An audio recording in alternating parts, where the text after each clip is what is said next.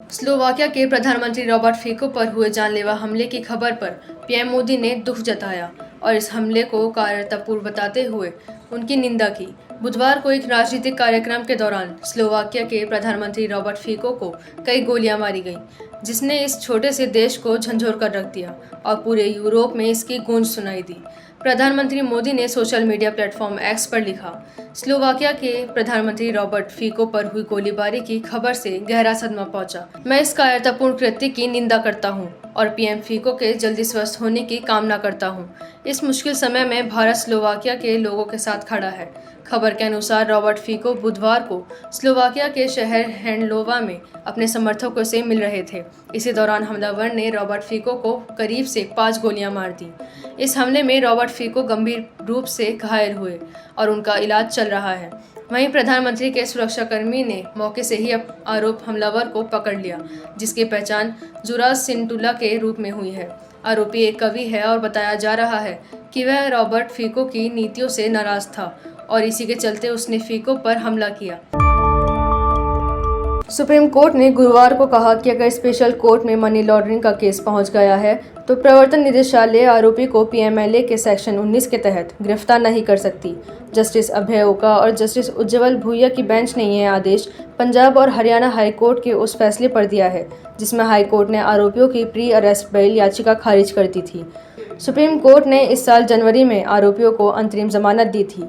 यह केस जमीन घोटाले से जुड़ा है, जिसमें कुछ रेवेन्यू अफसरों को मनी लॉन्ड्रिंग के तहत आरोपी बनाया गया था।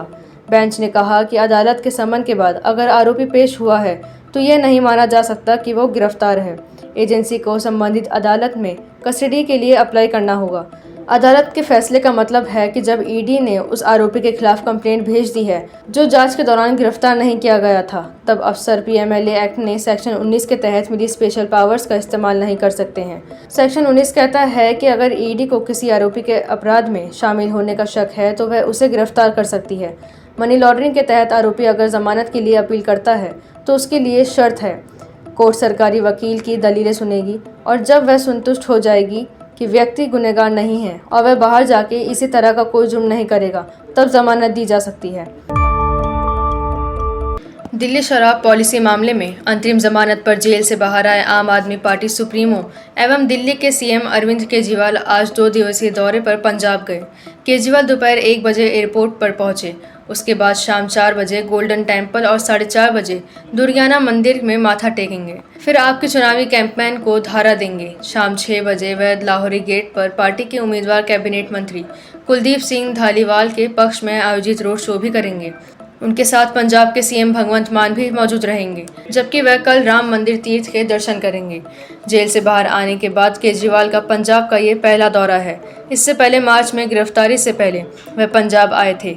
12 मार्च को उन्होंने मोहाली में आपका चुनावी कैंपेन लॉन्च किया था। इसके बाद 21 मार्च को ईडी ने उन्हें गिरफ्तार कर लिया था। व्लादिमीर पुतिन 5वीं बार रूस के राष्ट्रपति बनने के बाद गुरुवार को चीन पहुंचे। वे राष्ट्रपति बनने के 9 दिन के भीतर ये दौरा कर रहे हैं, वो भी ऐसे समय में जब रूसी सेना ने यूक्रेन के खार्किव शहर में घुस रखी है। पुतिन 2 दिन चीन में रहेंगे। चीन पहुंचने पर राष्ट्रपति शी जिनपिंग ने पुतिन को रेड कार्पेट वेलकम दिया। इस दौरान सोवियत एरा की धुन बजाई गई। पुतिन अपनी यात्रा के दौरान चीन से यूक्रेन जंग में समर्थन जारी रखने की मांग रखेंगे। वे इससे पहले अक्टूबर 2023 में चीन गए थे। रूस यूक्रेन जंग के शुरुआती दिनों में ही पुतिन और चीनी राष्ट्रपति शी जिनपिंग कह चुके हैं कि उनकी आपसी साझेदारी की कोई सीमा नहीं है। जिनपिंग ने मार्च 2023 में मॉस्को का दौरा किया था। तब उन्होंने कहा था कि ये दोनों देशों के बीच नए युग की शुरुआत है। जिनपिंग रूस से सस्ते दामों पर गैस आयात करने और पावर ऑफ साइबेरिया पाइपलाइन के बारे में चर्चा करेंगे। इस पाइपलाइन के जरिए रूस साइबेरिया से मंगोलिया होते हुए चीन को गैस सप्लाई करता है।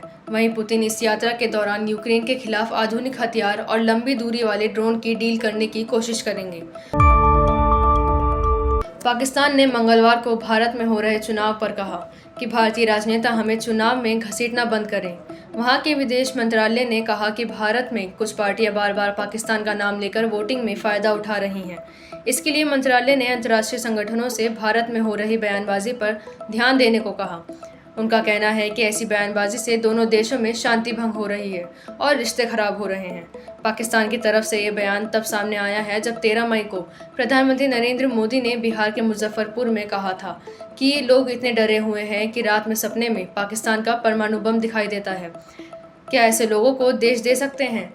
क्या इंडी गठबंधन वाले बोल रहे हैं कि पाकिस्तान ने चूड़ियां नहीं पहनी हैं? अगर नहीं पहनी है तो पहना देंगे। पाकिस्तानी विदेश मंत्रालय ने भारत में चुनावी रैली के दौरान दिए गए पाकिस्तान विरोधी भाषण को चरमपंथी मानसिकता बताया।